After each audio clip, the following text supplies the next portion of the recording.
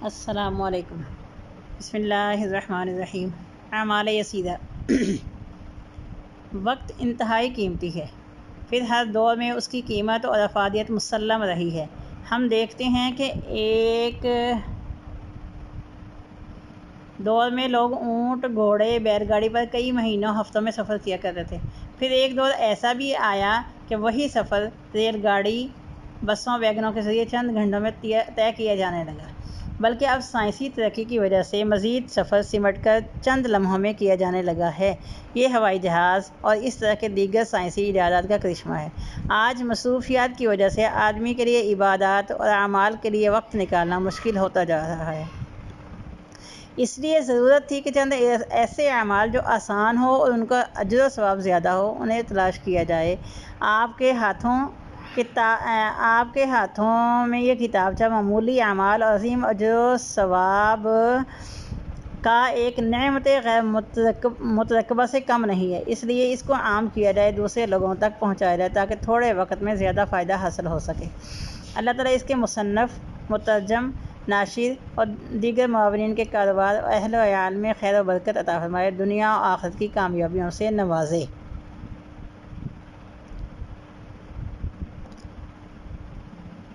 یہ اللہ تعالیٰ کا خاص فضل و احسان ہے کہ قلیل سے قلیل اعمال پر نہ صرف اجر جزیل عطا فرماتے ہیں بلکہ اس اجر کو مزید دو چند فرما دیتے ہیں۔ وَتِلْكَ فَضْلُ اللَّهِ يُؤْتِیهِ مَن یَشَاءُ وَاللَّهُ ذُو الْفَضْلِ الْعَظِیمِ، کہ جسے اللہ تعالیٰ چاہیں اپنے فضل سے عطا فرمائے، جسے چاہیں اپنے عدل سے محروم کرے۔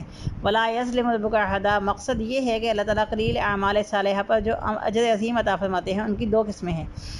ایک عمومی فضیلت ہے جو آپ کو تمام سابقہ امتوں پر حاصل ہے۔ چنانچہ جب سیدنا عبداللہ بن عمر رضی اللہ تعالیٰ نے بیان کیا کہ میں نے رسول اللہ صلی اللہ علیہ وسلم کو ممبر پر یہ فرماتے ہوئے سنا کہ سابقہ امتوں کے مقابلے میں تمہاری مثال ایسے ہے جیسے عصر سے غروب آفتاب کا وقت ہے۔ یہودیوں کو تورات دی گئی، انہوں نے دوپہر تک کام کیا، تھک ہار کر بیٹھ گئے، انہوں نے کہا ہم سے کام نہیں ہوتا اور انہیں ایک ایک قرات اجر دیا گیا۔ پھر عیسائیوں کو انجیل دی گئی اور انہوں نے ظہر سے عصر تک عمل کیا، وہ بھی تھک کر بیٹھ گئے اور انہیں بھی ایک ایک قرات اجر دیا گیا۔ اس کے بعد ہمیں قرآن مجید دیا گیا اور ہم نے عصر سے لے کر غروب آفتاب تک کام کیا، ہمیں دو دو قرات اجر دیا گیا۔ یہودیوں اور عیسائیوں نے کہا یہ کیا ہوا، اے رب، آپ نے انہیں دو دو قرات دے دیے ہیں، ہمیں صرف ایک ایک، جبکہ کام ہم سے زیادہ لیا گیا۔ اللہ تعالیٰ نے فرمایا میں نے تم سے جو اجر طے کیا تھا وہ پورا نہیں دیا۔ انہوں نے کہا وہ ٹھیک ہے۔ اللہ تعالیٰ نے فرمایا یہ میرا فضل ہے، میں جسے چاہوں نوازوں۔ بخاری حدیث نمبر 557۔ دوسری فضیلت امت محمدیہ میں سے اعمال خیر میں سبقت لے جانے والوں کے لیے ہے۔ اللہ تعالیٰ کا فرمان ہے من جاء بالحسنۃ فلہ خیر منہا، کہ یہ بھی اللہ کا خاص فضل احسان ہے کہ آدمی میں خود عمل کرنے کے ساتھ ساتھ جس قدر لوگوں کو عمل صالح کی دعوت و تبلیغ کرے گا، لوگ اس سے جس قدر مستفید ہوں گے اسی قدر اسے اجر و ثواب دیا جائے گا۔ نبی صلی اللہ علیہ وآلہ وسلم نے فرمایا کہ من دل علی خیر فلہ مثل اجر فاعلہ، جس کسی نے دوسرے شخص کو خیر کی رہنمائی کی اسے کام کرنے والوں جتنا اجر ملے گا۔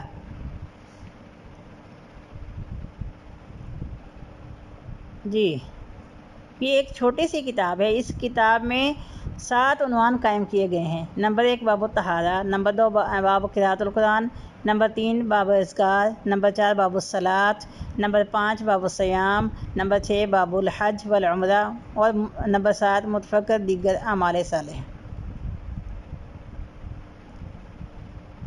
جی، نمبر 1 طہارت کے مسائل۔ مسواک۔ سیدہ عائشہ رضی اللہ تعالیٰ عنہ سے روایت ہے کہ نبی صلی اللہ علیہ وآلہ وسلم نے فرمایا کہ مسواک منہ کو پاک کرتی ہے اور رب تعالیٰ کی رضامندی کا باعث ہے۔ بخاری حدیث 31۔ وضو۔ نعیم مجمر نے بیان کیا کہ میں نے سیدنا ابو ہریرہ کے ہمراہ مسجد کی چھت پر چڑھا، انہوں نے وضو کیا، بیان کیا کہ رسول اللہ صلی اللہ علیہ وسلم نے فرمایا کہ میری امت کے لوگ قیامت کے دن وضو کے نشانات کی وجہ سے 5 کلیان گھوڑوں کی طرح چمکتے ہوں گے۔ اب جو شخص چاہے وہ اپنے نشانات کو طویل کر سکتا ہے۔ بخاری حدیث نمبر 136، مسلم حدیث نمبر 246۔ وضو سے فراغت کی دعا۔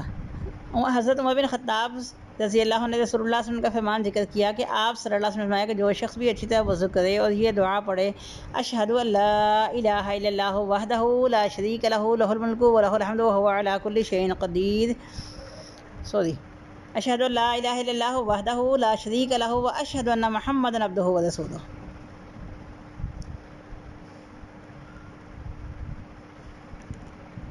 تو اس کے لیے جنت کے 8 دروازے کھول دیے جاتے ہیں، جس سے چاہے داخل ہو سکتا ہے۔ مسلم حدیث نمبر 34۔ باب وضو سونا۔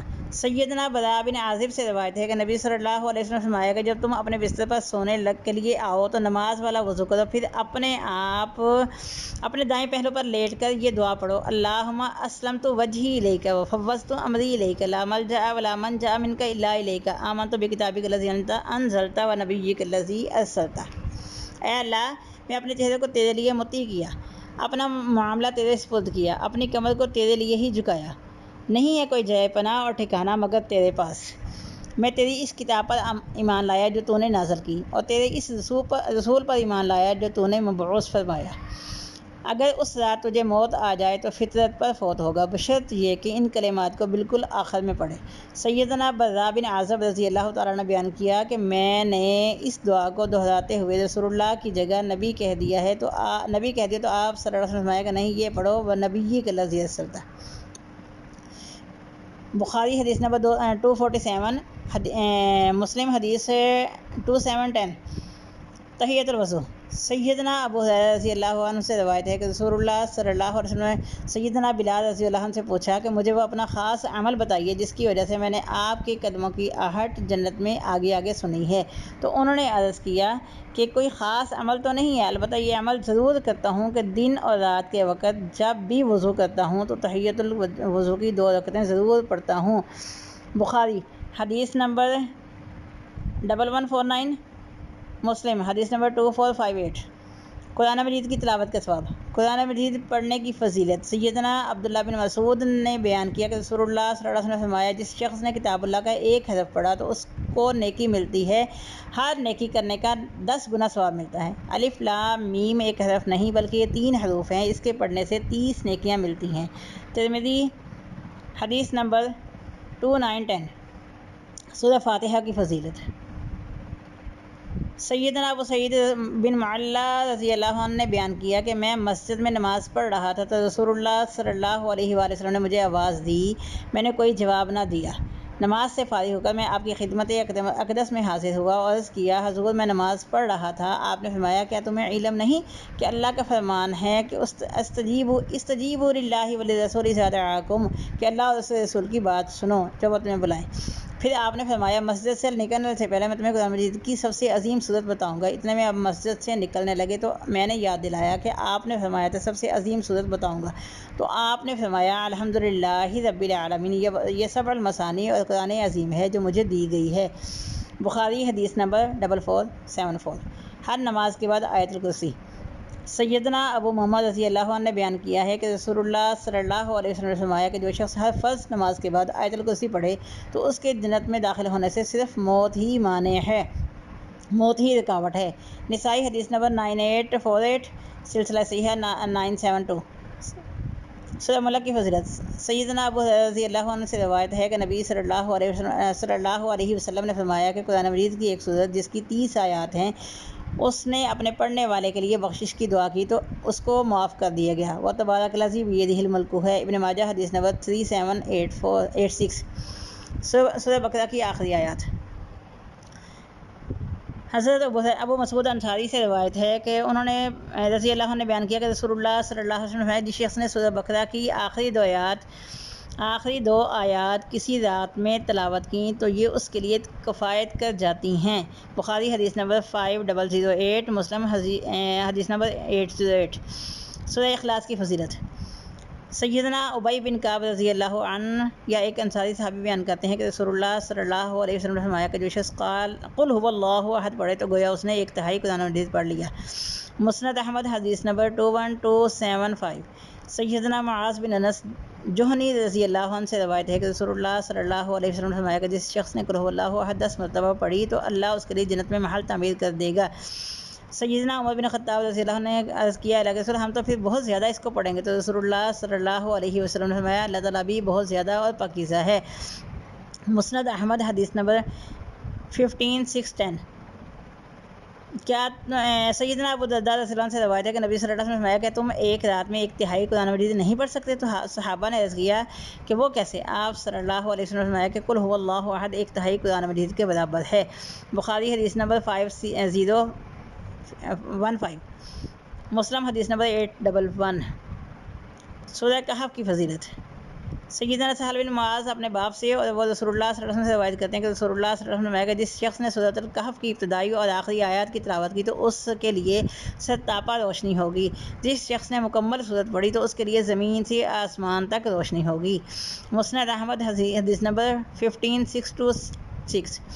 سیدنا ابو درداء رضی اللہ عنہ سے روایت ہے کہ نبی صلی اللہ علیہ وسلم نے فرمایا کہ جس شخص نے سورہ کہف کی ابتدائی 10 آیات زبانی یاد کر لیں تو وہ دجال کے فتنے سے محفوظ رہے گا۔ مسلم حدیث نمبر 809۔ سونے سے پہلے آیت الکرسی کی فضیلت۔ سیدنا ابو ہریرہ رضی اللہ عنہ نے بیان کیا رسول اللہ صلی اللہ علیہ وسلم نے مجھے صدقۃ الفطر کی حفاظت پر مامور فرمایا۔ میرے پاس ایک شخص آیا، وہ غلہ چوری کرنے لگا، میں نے اسے پکڑ لیا، کہا تجھے نبی صلی اللہ علیہ وسلم کے پاس لے جاؤں گا۔ یہ ایک طویل واقعہ ہے جس کے آخر میں اس شخص نے کہا اب تو سوتے وقت آیت الکرسی پڑھے تو تجھ پر اللہ کی طرف سے نگران رہے گا، صبح تک کوئی شیطان تیرے قریب نہیں آ سکتا۔ رسول اللہ صلی اللہ علیہ وسلم نے اس نے آپ سے سچ بولا حالانکہ وہ خود جھوٹا تھا اور وہ شیطان تھا۔ بخاری حدیث نمبر 2310۔ سورہ بقرہ اور آل عمران کی فضیلت۔ سیدنا ابو ہریرہ رضی اللہ عنہ سے روایت ہے کہ رسول اللہ صلی اللہ علیہ وسلم نے فرمایا تم اپنے گھروں کو قبرستان نہ بناؤ، کیونکہ جس گھر میں سورہ بقرہ کی تلاوت کی جائے اس گھر سے شیطان بھاگ جاتا ہے۔ مسلم حدیث نمبر 780۔ سیدنا عبداللہ بن بریدہ رضی اللہ عنہ سے روایت ہے کہ میں نبی صلی اللہ علیہ وسلم کے پاس بیٹھا ہوا تھا تو میں نے آپ کو یہ فرماتے ہوئے سنا کہ تم سورۃ البقرہ سیکھو، کیونکہ اس کو حاصل کرنا برکت کا باعث ہے، اس کو ترک کرنا حسرت کا باعث ہے اور جادوگروں کی دسترس سے باہر ہے۔ کچھ دیر خاموش رہ کر فرمایا تم سورہ بقرہ اور آل عمران سیکھو، کیونکہ یہ دونوں صورتیں سرسبز و شاداب ہیں جو قیامت کے دن اپنے پڑھنے والے شخص پر سایہ فگن ہوں گی یا پر پھیلائے ہوئے پرندوں کی جماعتوں کے جھنڈ ہیں۔ مسلم حدیث نمبر 804۔